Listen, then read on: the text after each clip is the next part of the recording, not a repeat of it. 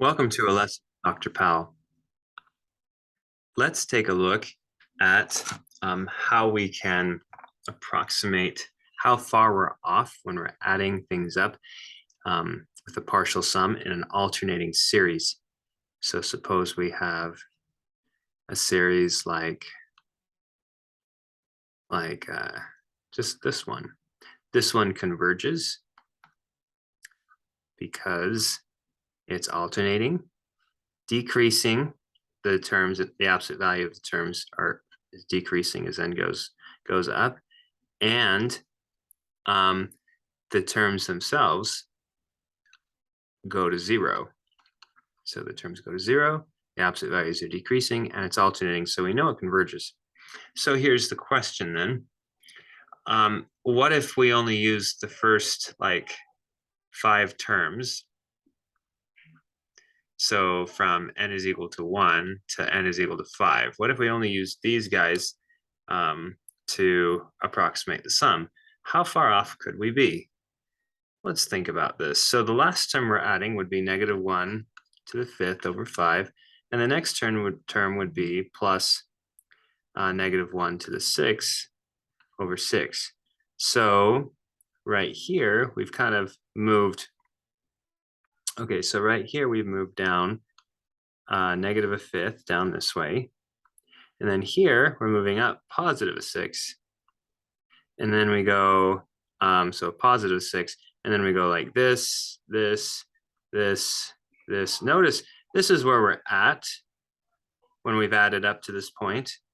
We're at this place right here, okay? And then when we add another guy, we're that much further away. And then forever on, we're actually going to be within that much. In other words, how far we're off is actually bounded by the absolute value of that term.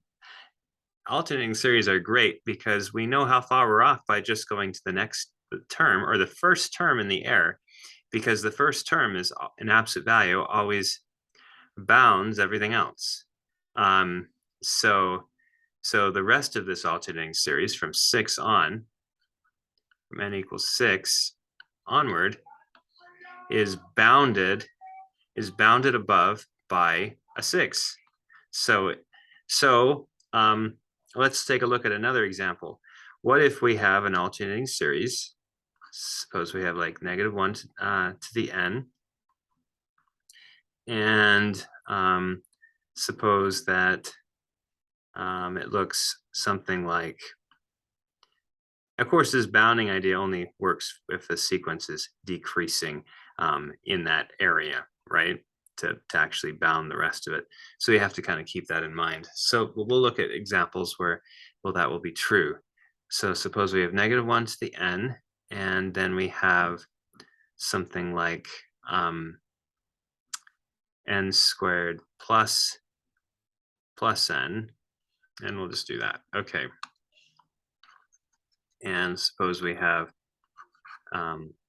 as n goes from 2 off to infinity.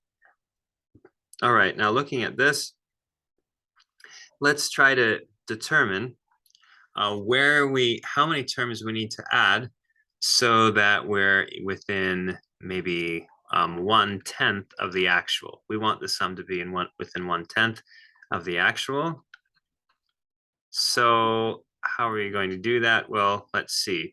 Well, basically what we do is we think, okay, we're going to be adding some things up to get so far, and then we have some things left to add. The things that are left to add in absolute value is bounded above by the absolute value of the first term. So the absolute value of the first term of the error of what we haven't added. So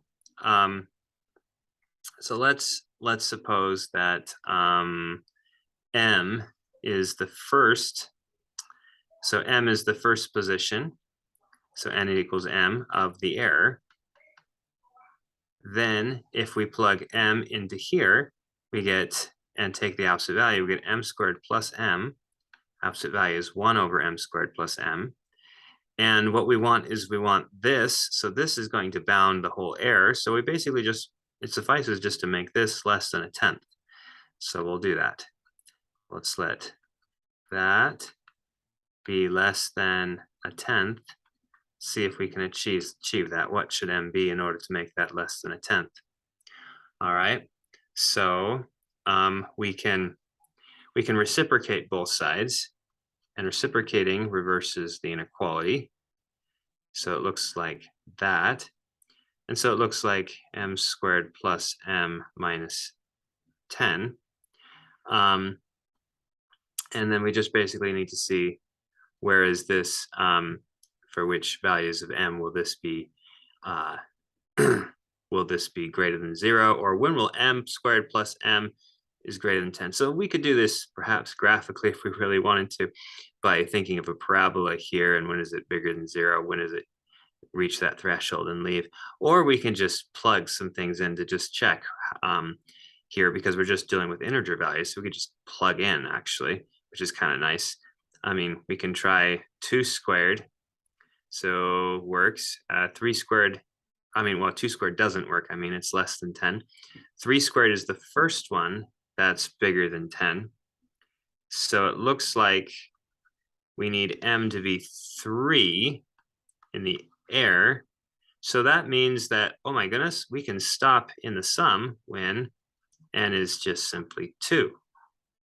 So, oh my goodness, the first term, hey, that's amazing. The first term in the is of this sum is enough to ensure that we are within 1/10 of the actual. The first term of this, which is literally 1 over 2 squared plus 2, which is 6. So 1/6 is within 1/10 of the actual sum already. We just needed one term, and we did that simply by realizing that the error was an alternating series in and of itself, and it was bounded above by its first term.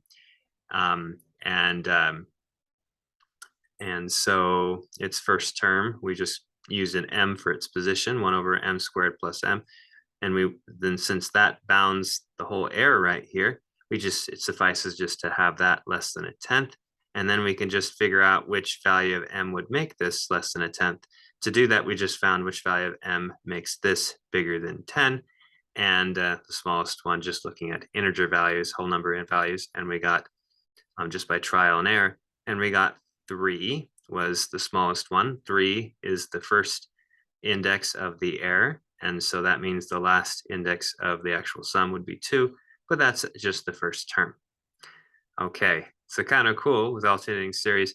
Very slick and quick to figure out how